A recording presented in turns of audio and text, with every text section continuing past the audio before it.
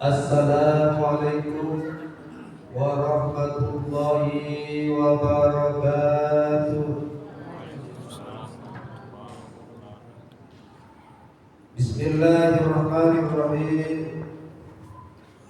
Alhamdulillahi rabbil alamin. Wa bihi nasta'inu ala umuri dunya waddin. Wassalatu wassalamu ala asyrafil anbiya'i wal mursalin. Sayyidina wa maulana Muhammadin wa ala alihi wa ashabil mujahidin at-tahirin amma ba'd. Qala rabbi ishrah li sadri wa yassir li amri wahlul 'uqdatam min lisani yafqahu qawli. Subhanaka la 'ilma lana illa ma 'allamtana innaka antal 'alimul hakim. Hadratil kiram, para ulama, wabil khusus Bapak Imam Masjid, guru kami tercinta, yakni Kiai Fadli Farhan, dan juga yang kami hormati Ketua DKM Masjid Agung Al-Hikmah Tanjung Pinang, segenap para dewan pengurus, hadirin wal hadirat, tuan-tuan, puan-puan, jamaah yang berbahagia.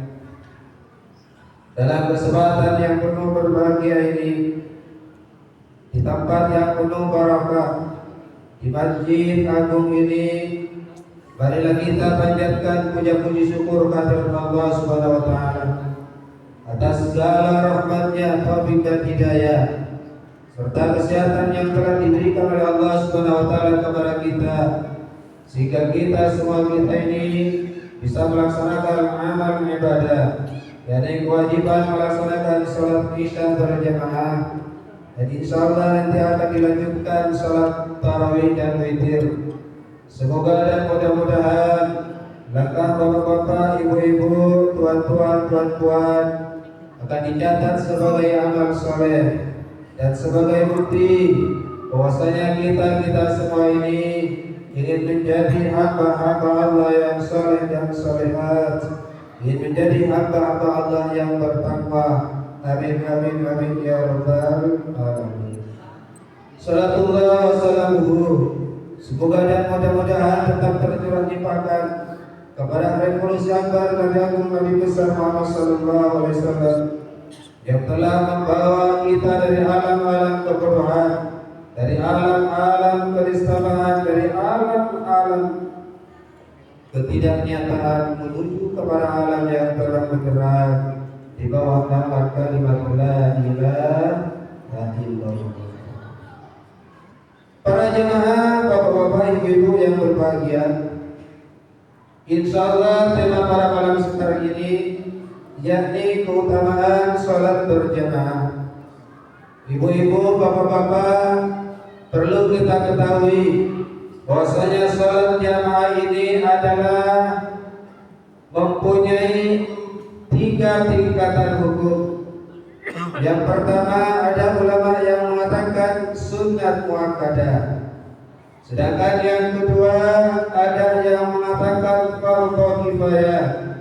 Sedangkan yang ketiga adalah fardhu ain. Ibu-ibu, bapak yang berbahagia, dan kesemua 3 hukum itu mempunyai landasan dari Rasulullah sallallahu alaihi wasallam, yakni yang mengatakan bahwasanya salat berjamaah ini dikatakan sunnat muakkadah.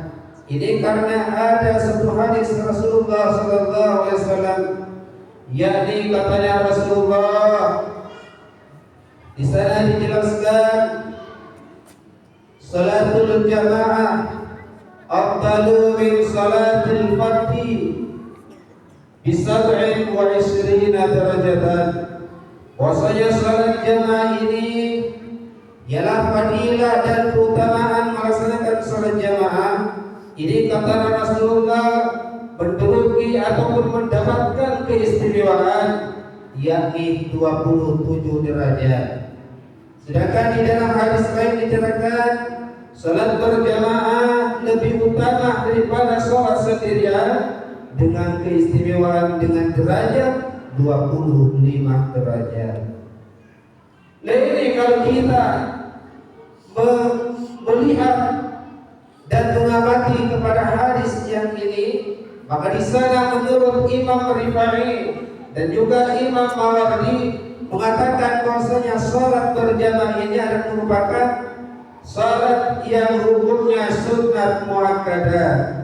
Sedangkan katanya Imam Nawawi, dan ini merupakan pendapat yang muktamad, yakni katanya Imam Nawawi bahwasanya salat berjamaah dimanapun kita berada, baik di dalam desa kita, waktu tempat kita, atau di kampung kita dan sebagainya, ini katanya Imam Nawawi, ini melaksanakan sholat jamaah adalah fardu kifayah.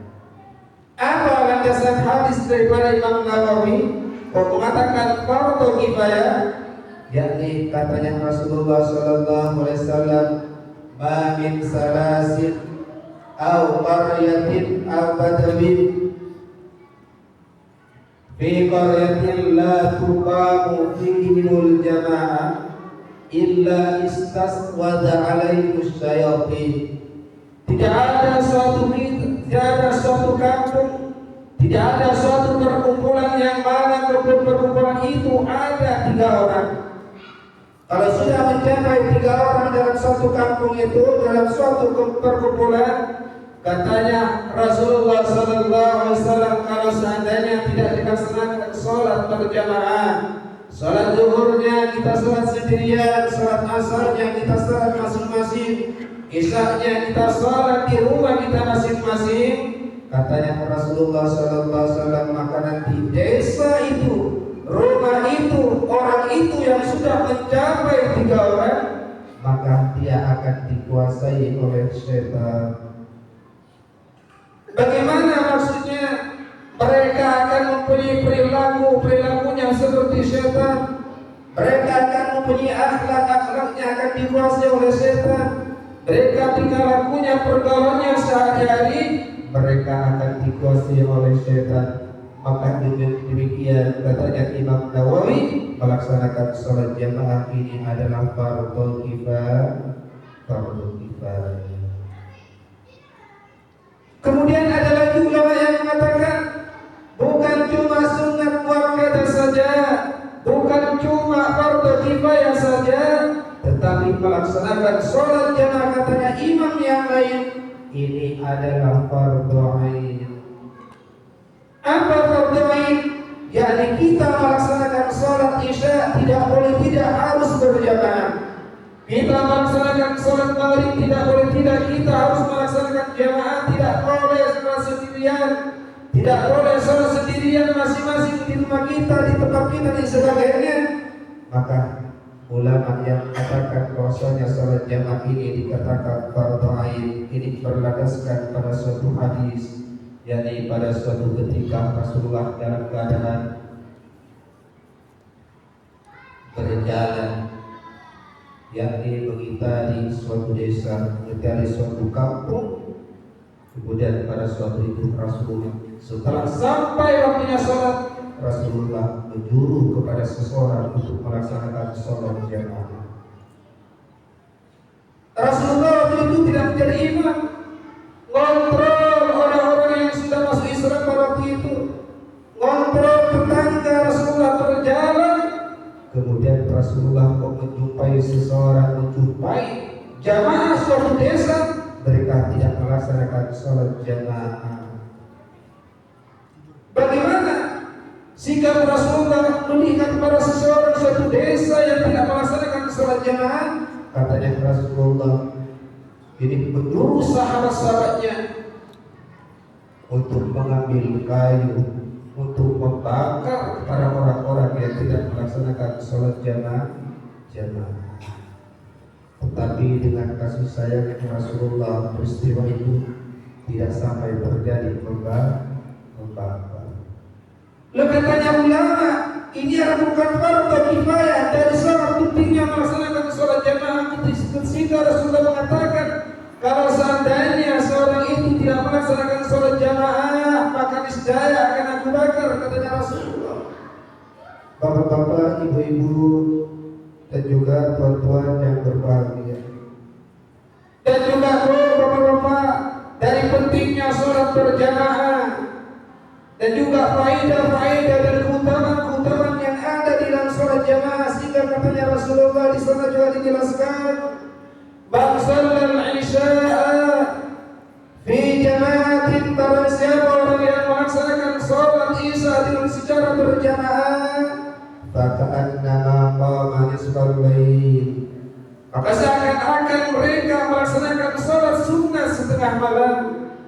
Kalau kita melaksanakan sholat isya, katanya Rasulullah, tadi kita melaksanakan sholat isya di bulan Ramadan ataupun di selain bulan Ramadan, katanya Rasulullah, tapi kalau kita melaksanakan sholat jamaah, maka katanya Rasulullah, fadilah dan keutamaan yang akan diberikan kepadanya, faka'annama qama nisfal lail, seakan-akan mereka melaksanakan sholat sunnah setengah malam.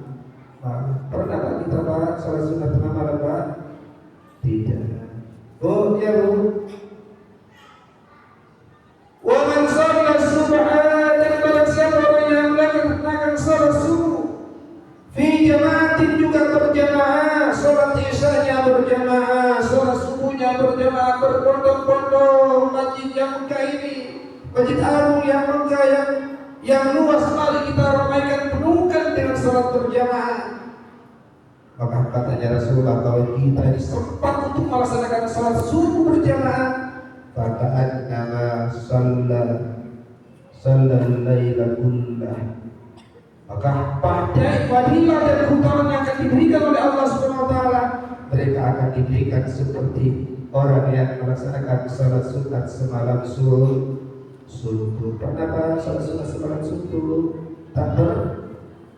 Kalau ingin pahala semalam suntuk, mari kita sholat subuh berjamaah, sholat isya berjamaah, sehingga kita ini menjadi orang yang akhlaknya penuh dengan sopan satu, tidak dikuasai oleh setan. Makannya kita makan dengan akhlak Rasulullah, pribadian kita berbeda Rasulullah, dan lain sebagainya. Bapak-bapak, ibu yang kami hormati, sebetulnya banyak faedah-faedah sholat berjamaah, tetapi apalah daya ibu-ibu, waktu telah membatasi. Dari kami mohon maaf yang sebesar-besarnya apabila ada kesalahan keluputan.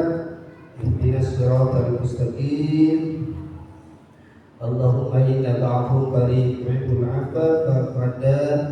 Wabillahi taufiq wal hidayah. Wassalamu alaikum warahmatullahi